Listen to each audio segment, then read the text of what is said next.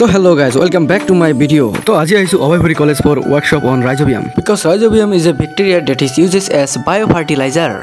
তো ইফালে আমাৰ কলেজৰ পৰা আমি কেইজনমান 10-12 জন মান আহিছো আৰু ইফালে মোৰ ফ্ৰেন্ডছ তাৰপিছত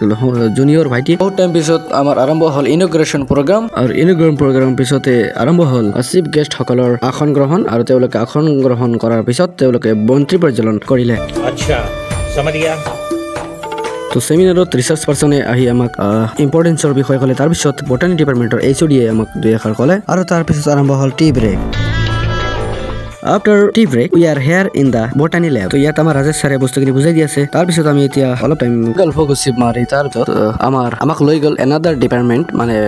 ল্যাবত লৈ গৈ আমাক কেনেকৈ কেমিকেল খিনি ল'ব লাগে কি কৰিব লাগে সেইখিনি ছাৰে আৰু ইফালে ষ্টুডেন্টে বুজাই দিয়ে তাৰ পিছত ইফালে লেমিনাৰ এয়াৰ ফ্লোত আনি বস্তুবিলাক কেনেকৈ ষ্টেৰিলাইজ কৰিব লাগে সেই ষ্টেৰিলাইজ আন্ডাৰত মানে কেনেকৈ বস্তুবিলাক ঢালিব লাগে কেনেকৈ বস্তুবিলাক বেক্টেৰিয়া বিলাক উলিয়াব লাগে তেনেকুৱা টেকনিক বোৰ কিছুমান আমাক দেখুৱাই আছে with the students as well as the teacher তো এনেকৈ চেম্বাৰৰ মাজত আমি কামখিনি কৰিব লাগিব নহলে কন্টামিনেটেড হৈ যাব বাহিৰৰ এনভায়ৰনমেন্টৰ লগত তো সেই কাৰণে লেমিনাৰ এয়াৰ ফ্লোৰ আন্ডাৰতে যিখিনি কাম কৰিব লাগে আমি সদায় মানে লেমিনাৰ এয়াৰ ফ্লোতে কৰিব লাগে আদাৰৱাইজ মেইন যেটো কালচাৰ মিডিয়া তাৰ লগত কন্টামিনেট হৈ যাব আৰু যেহেতু ৰাইজোবিয়াম গ্ৰো হ'বলৈ 48 আৱাৰ লাগে তো আগতে কৰি থোৱা আছিল তো হেইটো এতিয়া মাইক্ৰোস্কোপত এতিয়া দেখা হ'ব তো মানুহে মাইক্ৰোস্কোপত ভিজুৱেলৰ কাৰণে বস্তুটো মানে ভালকে মিলাই আছে তো তাৰ পিছতে আমি এতিয়া লাঞ্চ ব্ৰেকৰ কাৰণে গৈ আছো বিকজ বহুত ভোক লাগিছে এতিয়া আমি কলেজ কেন্টিনত গৈ মানে ভাত খাবলৈ ৰেডি হলো তো ইফালে মই ভাৰ্গৱ তাৰ পিছত আৰু হুসনিয়াৰা ৰুবুল সবে ভাত চাত খাই বাহিৰত এতিয়া অলপ জিৰাই তাৰ পিছত ডাইৰেক্ট সোমাই গলো আমাৰ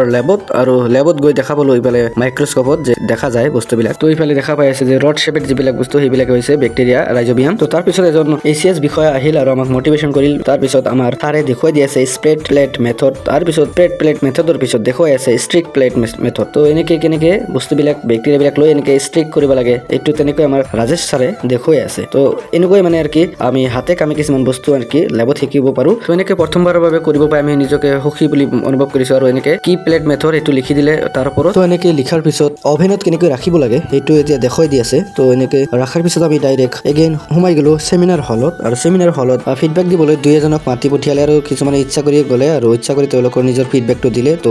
ফিডবেকৰ পিছত এতিয়া সাৰ্টিফিকেট ডিস্ট্ৰিবিউচনৰ বাবে দুই এজন কৰি মাতাৰ পিছত এতিয়া এইচওডি তাৰ পিছত টিচাৰ সকলৰ আজিৰ এক্সপেৰিয়েন্স আৰু পিছত পজিটিভ ফিডবেক এইবিলাক ইত্যাদি কোৱাৰ পিছত আমাৰ মিটিংটো আজি বা ওয়াৰ্কশ্বপটো আজি সমাপ্ত কৰি আমি সকলোৱে এতিয়া গ্ৰুপ ফটো উঠি তাৰ পিছত আমি সকলোৱে যাব ধৰিলে ঘৰলৈ যাব কাৰণে যাব লাগিব পাছেৰে আৰু আজিৰ জিকেটো হৈছে এইটো who is the president of India follow for মোৰ